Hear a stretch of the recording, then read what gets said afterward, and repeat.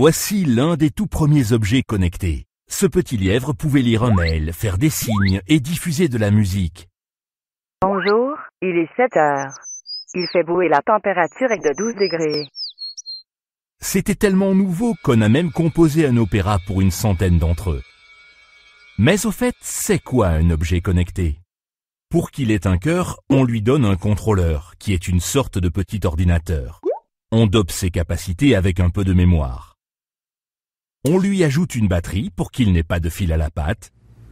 On lui donne aussi de quoi communiquer avec le monde qui l'entoure. Et surtout, on le remplit de capteurs. En quelques années, c'est même devenu la fiesta des capteurs. Thermomètre, baromètre, voix, mouvement, lumière, image. Toutes sortes d'usages et d'objets sont ainsi apparus. Le smartphone est le plus répandu. Il signale vos rendez-vous, remplace la carte bancaire et les billets de train. Mais il y en a aussi qui mesurent votre rythme cardiaque et vos mouvements, qui suivent la fraîcheur des aliments et proposent des recettes, qui vous aident à protéger vos dents, à retrouver facilement vos clés, à cultiver vos plantes, à vous guider dans les rues, à réchauffer vos pieds. Il y a même des fourchettes qui vous aident à mieux vous alimenter. Mange moins vite, tu vas avoir mal au ventre. Des objets connectés, il y en a déjà des milliards. Sur nous, autour de nous, parfois même sans qu'on le sache. Un vrai monde qu'on appelle l'Internet des objets. L'IoT, pour faire plus smart. Et vous n'avez encore rien vu, cela ne fait que commencer. Dans les années 40, l'un des premiers ordinateurs occupait une pièce de 150 mètres carrés et perturbait les lumières de Philadelphie lorsqu'on l'allumait. Après l'apparition des micro-ordinateurs dans les années 80, nous vivons aujourd'hui la troisième révolution de l'informatique, celle de l'Internet des objets, avec ses dizaines de milliards de petits appareils connectés. Les smartphones que nous avons à la main sont devenus incroyablement puissants et ne consomment quasiment plus rien. L'innovation entre dans les maisons pour améliorer le chauffage ou la qualité de l'air, retrouver nos objets ou surveiller que tout va bien. Les capteurs nous alertent en cas de problème et peuvent même nous prévenir quand les enfants sont rentrés de l'école.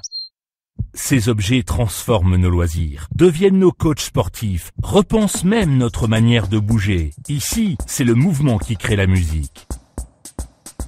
Ils révolutionnent aussi nos vies urbaines en améliorant les trajets et la conduite pour moins consommer et prévenir les pannes. Mais attention, ces objets collectent aussi de nombreuses données, plus ou moins anonymes. C'est le Big Data, qui nourrit les banques de données des marchands comme des employeurs. Pas facile de savoir ce que deviennent nos informations. On peut bien sûr débrancher ces objets, à condition de savoir le faire. Pas toujours facile.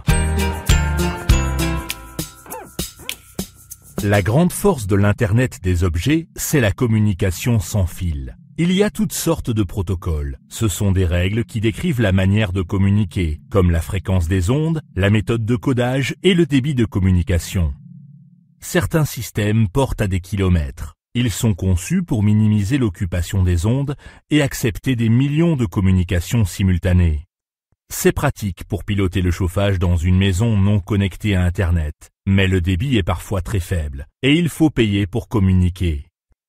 Les protocoles domestiques ont une portée limitée à quelques mètres ou quelques dizaines de mètres. Leur utilisation est gratuite et les débits de transfert sont souvent très élevés. Certains protocoles, comme le NFC, fonctionnent volontairement à très courte distance pour réduire le piratage. Ils portent à quelques centimètres, mais c'est très pratique pour payer sans contact avec sa carte bancaire ou son smartphone. Avec tous ces systèmes qui se côtoient, la communication entre objets n'est pas toujours évidente. Même des appareils en principe compatibles ont parfois des difficultés à se comprendre. Et toutes ces ondes créent parfois de vrais embouteillages ou interfèrent avec des appareils domestiques. C'est très pratique, mais il faut avoir conscience que les données ne sont pas toujours bien protégées et que des pirates peuvent y avoir accès. Quand vous achetez un objet connecté, vous appréciez son côté pratique et sans fil. Mais vous ne pensez pas forcément à la sécurité. Or, vos données personnelles peuvent être espionnées si l'appareil n'est pas bien protégé. Pour produire des objets connectés en grande quantité et à un coût raisonnable, les industriels doivent standardiser leur fabrication. Tous les exemplaires d'un objet possèdent donc au départ les mêmes codes d'accès.